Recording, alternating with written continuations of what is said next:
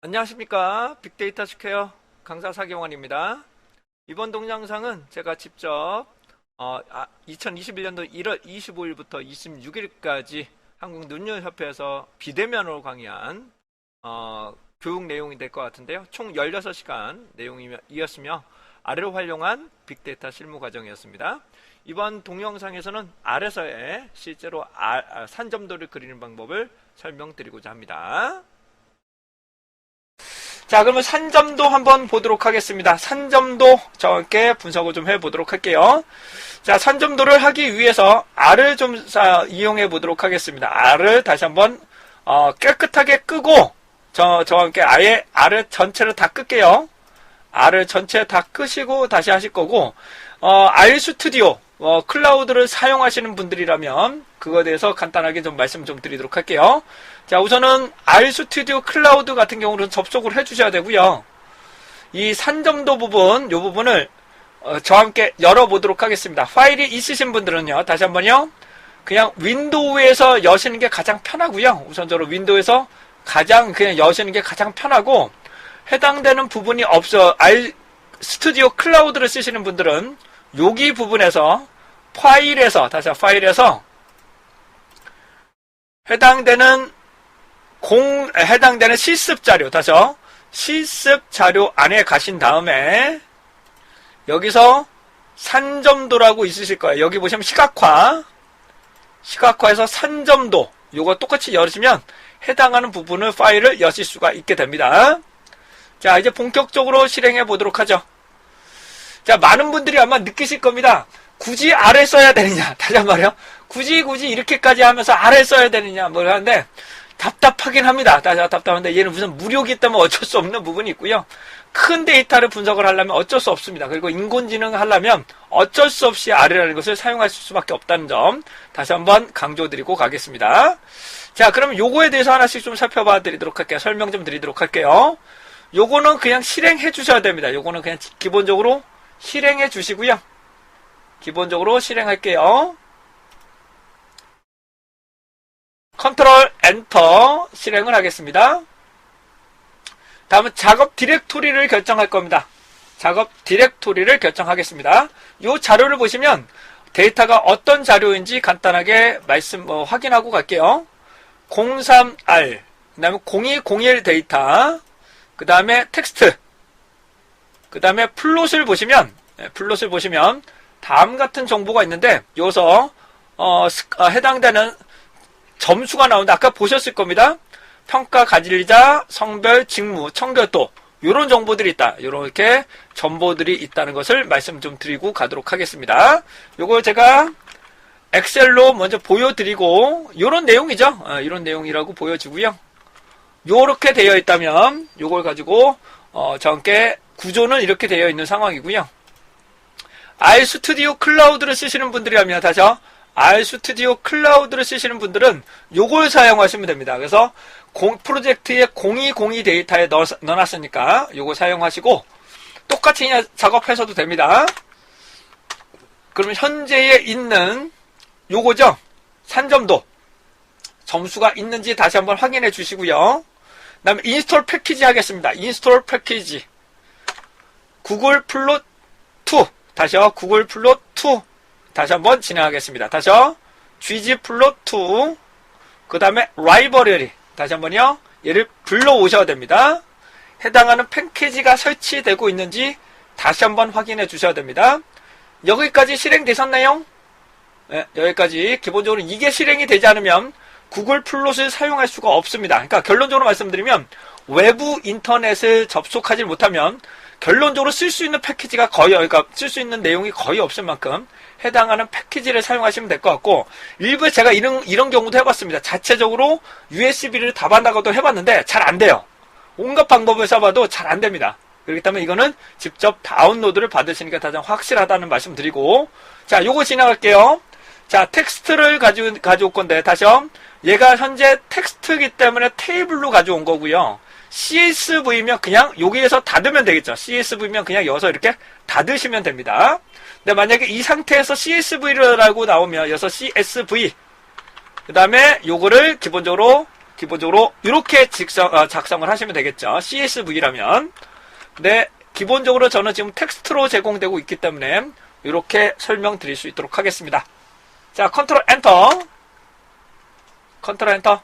그 다음에 클라우드 쓰시는 분들은 요거 쓰시면 됩니다. 근데 여러분들은 그냥 요렇게 한꺼번에 사용하셔도 상관없어요. 어차피 요걸 실행하고 얘 자료가 없기 때문에 불러드리지는 못하기 때문에 어차피 안 되기 때문에 둘 중에 하나만 선택하셔도 큰 무리 없이 실행이 가능합니다. 자, 플롯 01 열어봅니다. 플롯 01 열어보시면 다음과처럼 자료들을 보실 수가 있겠죠. 근데 요 보기가 싫다. 다시 이렇게 너무 길다 그러시면 어떤 함수를 쓰시면 된다고요? 너무 길다. 그럼 좀 짧게 넣는 거는 head라는 함수를 씁니다. 다시 뭐라고요? head라는 함수를 쓰시게 되면 이 부분을 압축해서 6개 정도를 보실 수가 있습니다. 6개 정도를 데이터를 보실 수 있습니다. 자, 여기서부터가 중요한데요. 이제 여기서부터 그래프를 그릴 건데 오른쪽 하단에 보시면 다시 오른쪽 하단에 보시면 플롯이라고 있습니다. 이 플롯 부분을 얘를 너무 작게 하시면 그래프가 안 나옵니다. 조금 일정한 규격, 요 정도로 한번 그래프를 한번 그려봐 드리도록 하겠습니다. 요 정도로 진행할게요. 자, 진행합니다. 천천히요. 여기를 보시면 ggplot이라고 명령어가 나오고 요걸 불러드리는 거죠. 요걸 불러드리는데 어떤 변수를 투입할 거냐? 근태를 x축에, 다시 근태를 x축에, y축에 성과라고 넣는 겁니다. 다시 근태를 x축에, 성과를 오른쪽에, 그러니까 y축에 위치를 하게 되는데 이것만 실행을 하면, 다시 요것만 실행해 볼게요. 요것만 딱 실행을 하면 x축과 y축에 그냥 그림만 그린 겁니다. 바탕만 그린다고 보시면 됩니다. 다시 뭐라고요? x축과 y축에 해당하는 부분에 바탕만 그렸다. 위치만 그렸다라고 보시면 되실 것 같고 여기서부터 실제 포인트를 그려보겠습니다. 실제로 여기다가 포인트를 그리는 거예요. 다시 한번요. ggplot, 그 다음에 근태와 성과, 그 다음 얘를 포인트로 표현하겠습니다. 얘를 뭐라고요? 포인트로 표현해 보겠습니다. 컨트롤 엔터 합니다. 그러면 여기다가 실제로 그래프 해당되는 포인트를 찍는 거죠. 여기다 직접 여기다가 포인트를 찍는다. 이렇게 이해를 하시면 됩니다. 이해되셨나요? 자, 그런데 만약에 제가 여기를 직선으로 한번 표현하고 싶다. 다시 얘를 직선으로 표명하고 싶다면 저 같은 경우는 얘를 그냥 카피를 뜨시고요. 얘를 카피를 뜨시고 아래쪽에 놓으신 다음에 포인트 대신에 라인이라고 넣으시면 됩니다. 다시 한번 포인트 대신에 뭐라고요? 라인이라고 넣으시면 이렇게 라인이 나타납니다. 이렇게 선으로 그릴 수가 있어요. 선생님 혹시 포인트 찍고 이렇게 실선 그릴 수 있나요? 예, 가능합니다. 다시요. 포인트에다가 이 점을 찍을 수 있나요? 점과 연결이 가능한가요? 여기다 바로 또 만드시면 돼요. GEOM 그 다음에 언더바 라인 요거는 해당되는 점을 찍는다고 말씀드릴 수 있는데 해당되는 것은 이제 포인트라고 찍어야 되겠죠. 이번에는 포인트라고 하시게 되면 해당하는 부분에 이제 해당하는 점까지를 계속 찍을 수가 있게 됩니다. 그러니까 가장 큰 강점은 여기다가 계속 덮어 씌울 수가 있습니다. 여기 결과체에다가 계속 덮어 씌울 수가 있어요. 선생님 혹시 얘 저장 가능한가요? 하시는데요. 얘 저장하는 방법은 여기 플롯에서 익스포트라고 있으세요. 익스포트. 내보내기가 있으시죠? 네, 내보내기를 누르시고 여기도 보시면 세이브 이미지, 그 다음에 세이브 PDF, 네, 세이브 이미지로 할게요. 세이브 이미지. 그리고 얘를 어디다가 저장할 거냐? 디렉토리를 결정할게요. 제가 어디다가 저장할 거냐? 디렉토리. 저는 03 아래 아웃풋에다가 넣을게요. 뭐라고요? 03, 다시 한번 하겠습니다. 다시 한번 할게요. 익스포트에다가, 다시 익스포트에다가 선택하시고 Save as Image 그를 포인트 해당한 부분을 디렉토리를 03 아래 아웃풋에 넣겠습니다. 03 아래 아웃풋 그 다음에 해당하는 파일 이름은 이걸로 넣을게요. 그냥 Save 놓고 화면을 한번 보도록 하겠습니다. 얘가 제대로 열리는지 한번 볼게요. 아웃풋을 놓고 플롯을 놓으시면 그래프가 이렇게 나타남을 보실 수가 있게 되겠습니다. 괜찮으신가요? 네. 여기까지 잘 되고 계세요? 네, 오케이만 좀 안 되시면 다시 설명드릴게요. 다시 설명드릴까요? 어떻게 할까요? 안 해드려도 되죠? 네. 해당 부분은 e스포츠만 하시면 되는 거니까 큰 무리 없이 진행하겠습니다. 자, 계속합니다. 이번에는 산점도, 포인트 설정, 색부여 요거 한번 보도록 하겠습니다. 다시요. 산점도, 포인트 설정, 색부여 들어가겠습니다. 자, 다시 한번 말씀드립니다. RStudio 클라우드로 들어가신 분들은 제가 여기서 보여드릴게요. 해당하는 부분을 들어가신 뒤, 반드시 들어가신 뒤 오른쪽에 파일스에서 해당되는 디렉토리를 rsys 여기 안에 들어가신 다음에 sys를 하시면 됩니다. 여기서 해당되는 시각화에서 해당되는 산점도 얘를 실행하시면 됩니다. 자, 계속적으로 가겠습니다. 자, 여기입니다. 여기를 보시게 되면 이제 포인트를 찍는데 여기 다시요.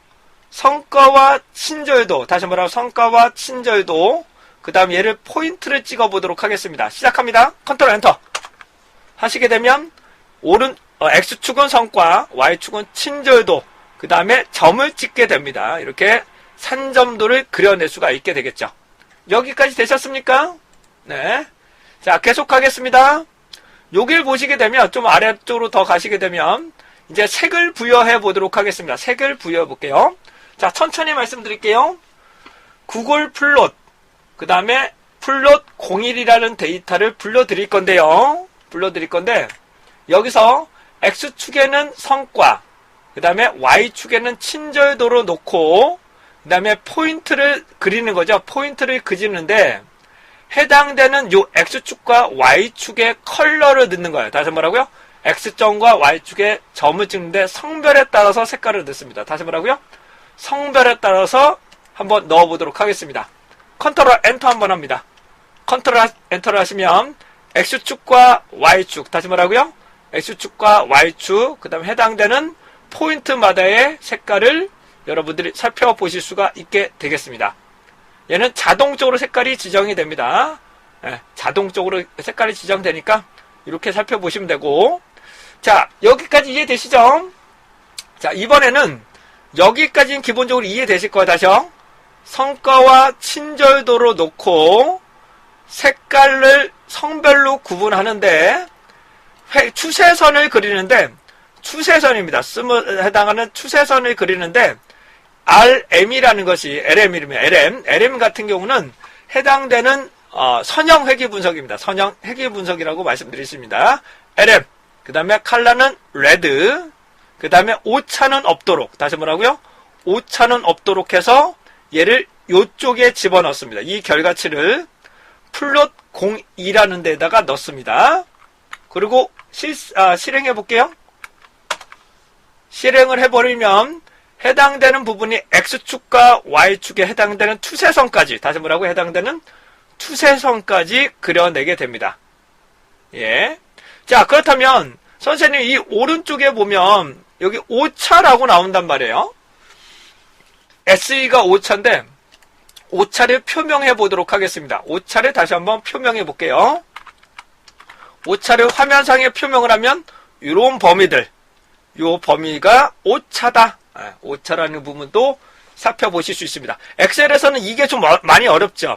엑셀에서는 여기는 오차를 표명하기가 조금 많이 어렵다는 거 말씀 좀 드리도록 할게요. 자, 계속 갑니다. 이번에는 어떻게 할 거냐면 청결도와 친절도를 놓고요. 다시 청결도와 친절도를 놓고 그 다음에 성별을 색깔로 구분하게 되는데 이 크기를, 원의 크기를 성과로 놓도록 하겠습니다. 이해되셨나요? 자, 다시 한번요. X축과 Y축에 점을 찍고 성별로 구분한 다음에 이 원의 크기를, 점의 크기를 성과로 분리해 보도록 하겠습니다. 성과. 자, 컨트롤 엔터를 합니다. 그러면 다음과 같이럼 X축과 Y축, 그 다음에 점을 찍고 색깔을 분리하고 그 다음에 크기를 성과로 분리합니다. 바로 크기를 여기 나오는 성과로 분리를 하게 됩니다. 자, 계속적으로 가겠습니다. 엑셀에서도 여기까지는 가능합니다. 자, 이번에는 어떻게 할까요? 다시 한번 성과와 친절도로 놓고요. 다시 한번 성과와 친절도로 놓고 성별로 구분한 다음에 업무 집중 정도로 할 겁니다. 크기를 업무 집중 정도로 하도록 하겠습니다. 컨트롤 엔터. 자, 이와 같은 결과치가 나타나시는데요. 요 결과치를 가지고 간단하게 설명 좀 드리도록 하겠습니다.